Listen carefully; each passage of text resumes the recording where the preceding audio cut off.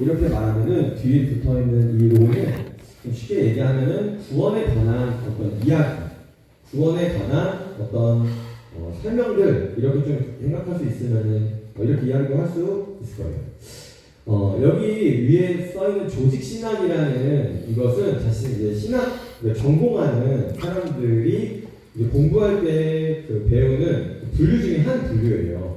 근데 여기서 말하는 조직은 조직적이다, 체계적이다 할 때의 그 조직입니다.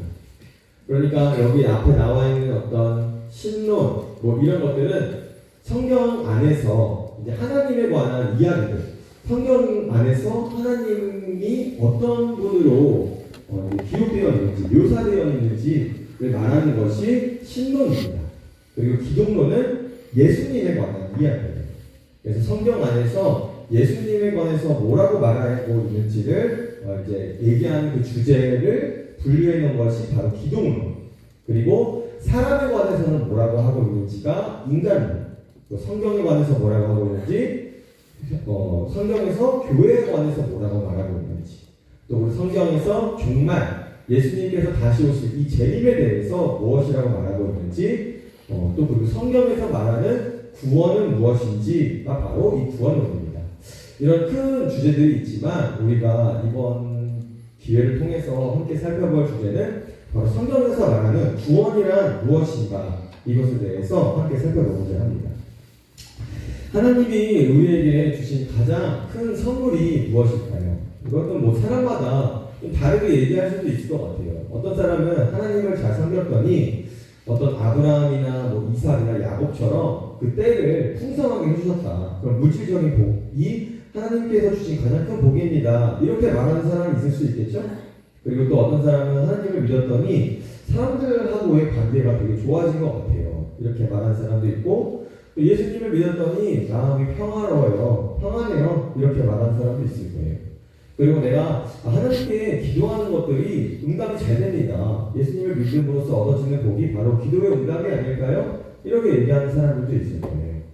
저마다 이렇게 각자 하나님을 믿음으로써 얻어지는 복이 저 이거구나, 저거구나 이렇게 얘기할 수 있지만, 성경에서 우리 인간에게 하나님을 믿음으로써 너희가 얻는 가장 큰 복은 바로 구원이다, 이렇게 얘기를 하고 있습니다.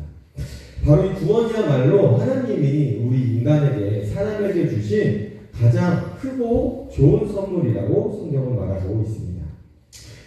하지만 우리는 구원받은 선물하고 자청하면서도 이 구원이 무엇이냐 이렇게 질문을 하고 그것을 대답을 할 때 많이 망설여지기도 합니다. 바로 구원에 대한 지식이 너무 빈약하기 때문입니다. 어떤 사람에게 구원이 무엇입니까? 이렇게 물어보면 뭐 죽어서 천국을 갈 수 있는 그런 티켓을 수령한 것이 구원이 아닐까요? 이렇게 얘기하는 사람도 있고, 또 다른 사람은 구원이 어떤 것 같습니까? 이렇게 물어볼 때 내가 예수님을 잘 믿고 예수님의 말씀대로 잘 살 때에는 구원을 받은 것 같다가도 내가 예수님의 말씀대로 잘 살지 못할 때에는 뭔가 구원을 잃어버린 듯한 느낌을 받습니다. 뭐 이렇게 말하는 사람도 있습니다. 그러나 우리가 알다시피 구원은 인간의 행위와는 관련이 없다고 말하고 있습니다. 구원은 우리가 순간순간 느끼는 어떤 감정이나 우리에게 주어진 어떤 상황이나 상태에 따라서 취소되거나 얻어질 수 있는 것이 아닙니다. 이와 같은 대답들이 나오는 것이 바로 구원에 대한 단편적인 지식 때문입니다. 그리고 또 한 가지의 이유를 대자면은 성경은 구원에 관해서 딱 한 가지로 말하고 있지 않고 굉장히 좀 내포하고 있는 의미가 풍성하다고 말하고 있습니다. 우리가 성경을 잘 살펴보면 창세기 1장부터 요한계시록 22장까지 성경이 총 1189장이에요. 근데 그 중에 창세기 1장과 2장은 바로 창조 이야기, 그러니까 우주는 어떻게 만들어졌는가, 사람은 어떻게 만들어졌는가, 사람의 목적이 무엇인가, 이것에 대해서 이야기하고 있는 것이 1189장 중에 단 2장밖에 안 됩니다. 그리고 나머지 1187장, 창세기 3장부터 요한계시록 22장까지는 바로 전부 다 구원에 관한 이야기다, 이렇게 분류를 할 수가 있습니다. 아담과 하와가 타락한 이후에 하나님께서 사람을 구하기 위해서 어떻게 예정을 하시고 계획을 하셨는지가 창세기 3장에 기록되어 있고, 예수님께서 다시 오셔서 구원을 어떻게 완성하실 것인지가 요한계시록에 기록되어 있습니다. 앞으로 함께 배워나가겠지만 성경이 우리에게 구원에 대해 가르쳐주는 것은 여러 가지면서도 가장 중요한 것 두 가지를 기억해야 합니다. 그것은 하나는 구원은 인간의 행위와 노력으로 이루어지는 것이 아니다. 그리고 또 하나는 구원은 하나님의 일하심으로 우리에게 주어지는 선물이다. 이 두 가지를 우리가 앞으로 잘 기억해야 할 것입니다. 즉 성부, 성자, 성령, 삼위 하나님의 행위, 삼위 하나님의 일하심으로 말미암아 우리에게 주어지는 것이 바로 구원입니다. 하나님께서 이 삼위 하나님께서 우주를 선물로 우리에게 주셨듯이 구원 또한 삼위 하나님의 협동하심으로 우리에게 주어진다고 성경은 분명히 말하고 있습니다. 그렇다면 삼위 하나님께서 함께 일하신다는 것이 무엇인가? 이 의미를 우리가 한 비유를 통해서 좀 이제 설명을 해보고자 합니다. 어느 지방에 이제 큰 가뭄이 들어서 사람이고 짐승이고 물이 너무 부족한 상황이 된 거예요. 그래가지고 사람들이 그 가뭄을 해결하려고 우리가 댐을 건설해서 댐에 물을 잘 모아서 필요할 때마다 그 물을 잘 사용합시다. 이렇게 해가지고 댐을 만들기로 했어요. 그러면 설계자는 그 댐을 어떻게 만드는 것이 좋을지 계획하고, 또 건축자는 설계사에게 받은 설계도를 가지고 이제 그 댐을 튼튼하게 짓겠죠. 그리고 또 관리자는 그 댐을 잘 관리하고 그 물이 필요한 각 사람들, 각 가정이나 각 개인들에게 물을 잘 공급하는 수로를 연결하는 물을 공급해 주었습니다. 한 사람이 물을 마시기까지 이와 같은 어떤 과정이 있다고 말할 수가 있겠는데, 저희가 여기서 한 사람이 마시는 물을 구원이라고 가정해 보겠습니다. 그렇다면 한 사람이 구원을 받기 위해 누구누구의 노력들이 있었을까요? 바로 설계사와 건축가 그리고 관리인입니다. 이들은 어떤 각기 삼위 하나님의 역할을 말한다고 할 수가 있어요. 댐을 설계한 사람은 성부 하나님, 댐을 건축한 분은 성자 하나님, 그리고 다 만들어 놓은 댐의 물을 각 가정과 개인에게 공급해주는 관리인은 바로 성령 하나님을 말하는 것입니다. 우리의 구원은 성부 하나님께서 계획하셨습니다. 그리고 아무리 멋진 구원 설계도가 있더라도 건축하는 사람이 또 능력이 있어야겠죠. 좋은 설계를 하는 것과 좋은 건축을 하는 것은 다른 문제입니다. 우리가 공부를 할 때에도 내 자신이 공부를 잘하는 사람이 있고 공부를 잘 가르쳐주는 사람이 따로 있는 것처럼 좋은 설계사와 좋은 건축가는 다른 것입니다. 성부 하나님께서 우리 사람을 위하여 구원을 어떻게 하실지 예정하셨고, 그 구원의 예정을 성자 하나님께서 이 땅에 오셔서 성취하셨습니다. 그리고 성령 하나님께서 우리에게 예수님이 이뤄놓으신 그 구원을 우리에게 적용하셨다. 이렇게 삼위 하나님께서 우리의 구원을 위해서 같이 일하신다. 이것이 바로 성경에서 말하는 것입니다.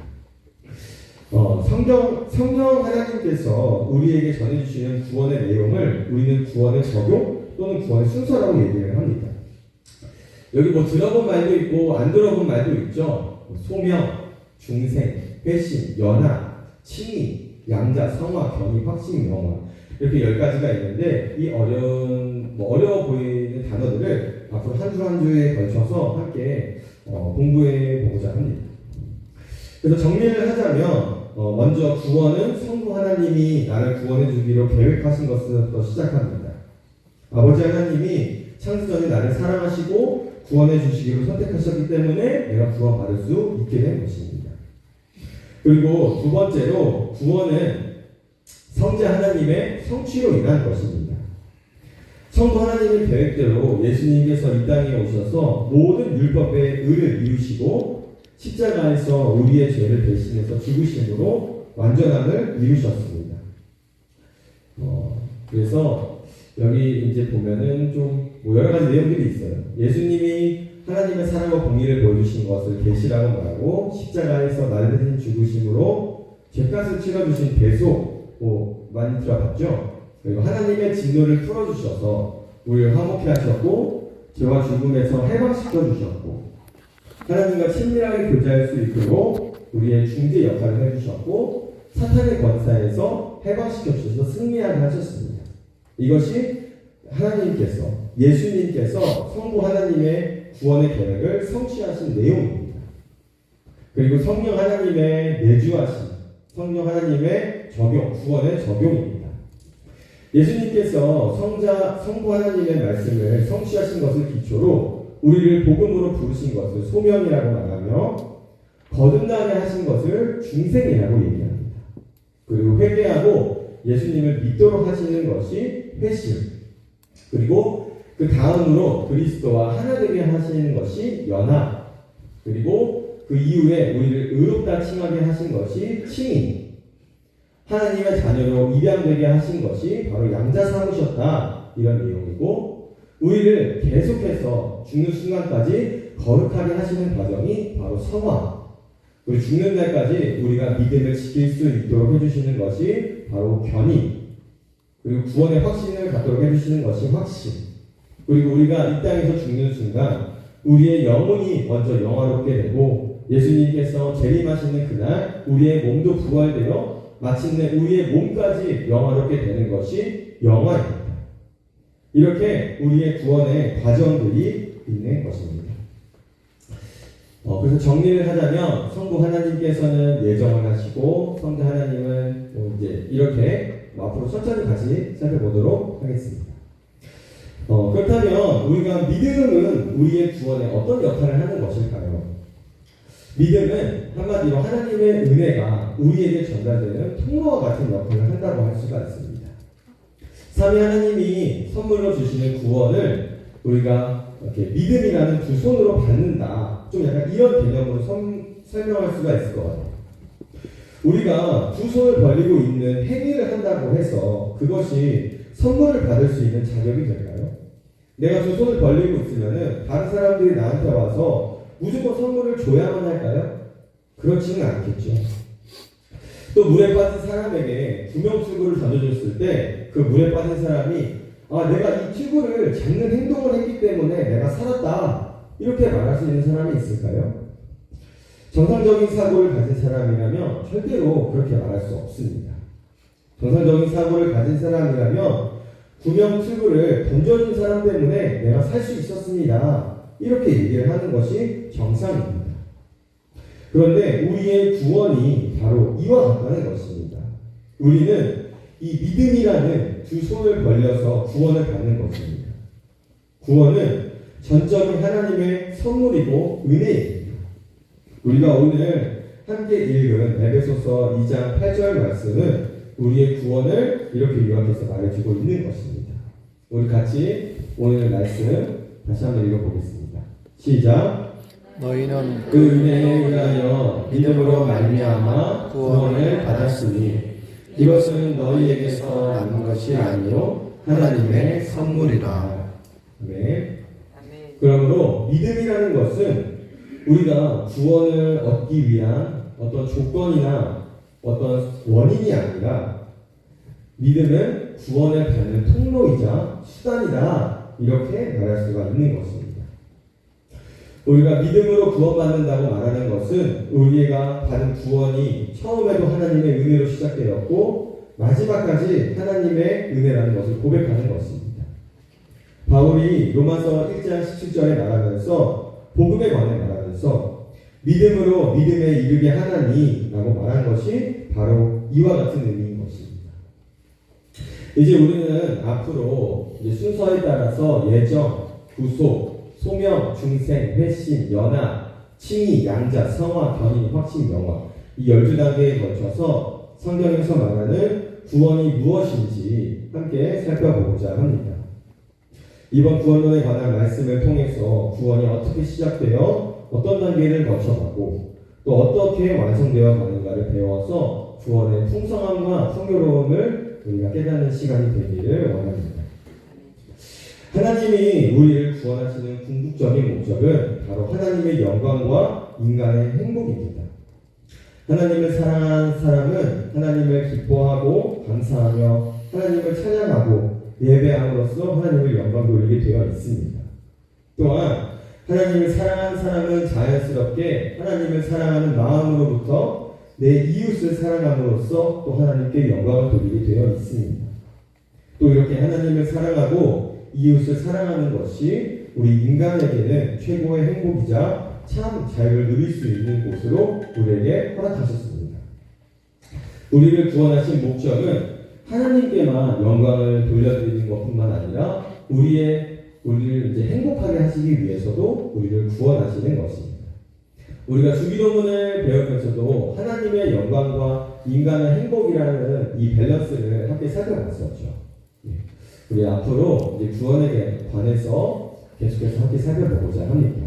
기도를 많이 해주시고 또 말씀을 많이 읽고 묵상하고 이번 한 주도 하나님의 구원의 경험을 누리며 살아가는 성도님들이 되기를 소망하고 기도합니다.